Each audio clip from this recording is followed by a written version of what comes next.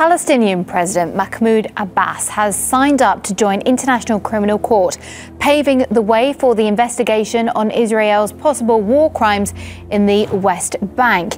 It's in the wake of the latest Palestinian statehood resolution being rejected by the UN Security Council, where it fell short by a single vote. Now, the document proposed the withdrawal of Israeli troops and settlements from occupied territories within 2 years. It was opposed by the United States and Australia. For more on the developments and reaction, I'm now joined by RT's Marina Portnaya. Hi there, Marina. So first, give us the details of Mahmoud Abbas's decision then. Well, clearly, President Mahmoud Abbas is making the last day of 2014 a historic one, a somewhat memorable one. On Wednesday, the Palestinian leader signed papers to join the International Criminal Court, a move that could give Palestine the opportunity to pursue cases against Israel's settlement policy and military operations, and even prosecute Israeli officials on charges of war crimes. Mr. Abbas has signed the Rome Statute, the founding charter of the I.C.C., as well as 21 other international treaties and conventions. The tenacious move could have major repercussions, though, according to some experts. Those repercussions include financial sanctions from the U.S. and Israel. Some experts say Palestine could also face prosecution at the I.C.C. Now, this development comes less than 24 hours after Palestine's bid for statehood failed to be adopted by the UN Security Council. The draft resolution needed support from 9 out of 15 countries on the council, but only garnered a total of 8 votes. As you mentioned, the U.S. and Australia voted no. Now, President Abbas did warn that if the resolution failed, he would pursue a campaign to join more international organizations to put pressure on Israel. But Palestine is not the only one putting pressure on Israel. Earlier in December, Amnesty International also released a report previously accusing Israel of war crimes, and Israel rebuffed those accusations, saying that Amnesty International's report was one-sided. Tel Aviv says all disputes between Israel and Palestine should be resolved through peace talks, and unilateral actions that Israel says Palestine is taking, such as resolutions at the Security Council or joining I.C.C., Israel says those are aimed at bypassing negotiations. RT's Marina Portnaya there. Thank you for that update. Now, Russia's ambassador to the UN has dismissed America's claims that the resolution would have undermined the Israeli-Palestinian peace process. Vitaly Churkin said the talks have been driven into a blind alley by the US, something he believes is a strategic mistake on Washington's part.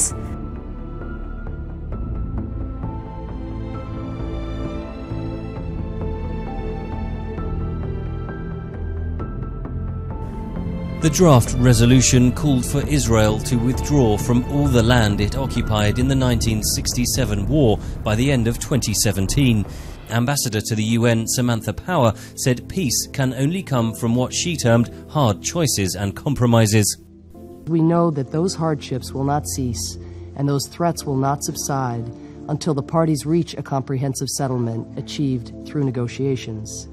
The US objections were understandable, says Professor Rosemary Hollis of City University London, who spoke to VOA via Skype. In terms of what it would take to implement a resolution that is not agreed to by the parties to the conflict. If Israel is not agreed to withdrawing from the territories the Israelis occupied in 1967, including East Jerusalem, which clearly they're not at the moment, then who exactly would oblige them to make that withdrawal?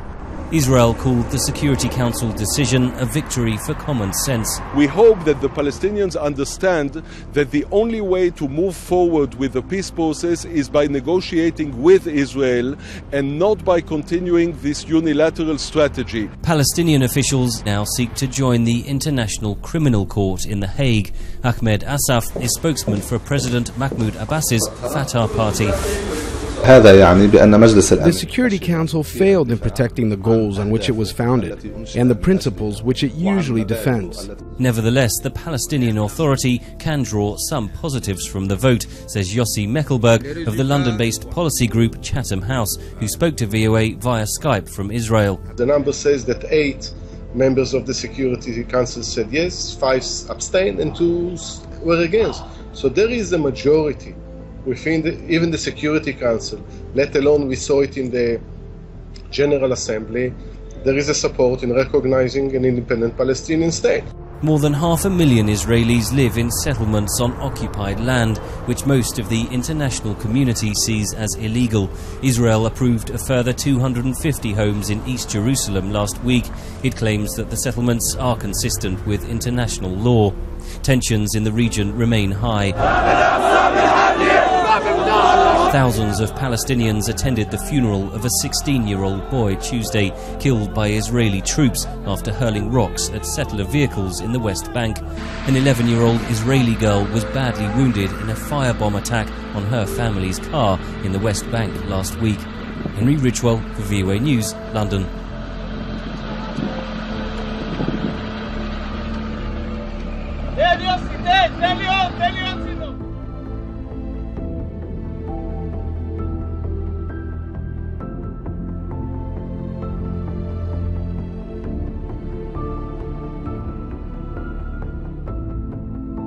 It's hard to say what would bring together Israel and the Palestinians for a peace deal. A series of American presidents and diplomats have tried in vain for decades. But one move that almost certainly will not help, trying to sue the other side for war crimes. Yet that's what the Palestinian side is doing tonight. Correspondent John Huddy explains. It's being called a defiant move. Palestinian President Mahmoud Abbas signed what's known as the Rome Statute today, requesting to join the International Criminal Court in The Hague. If so, it would put the Palestinians in a position to file a war crimes case against Israel.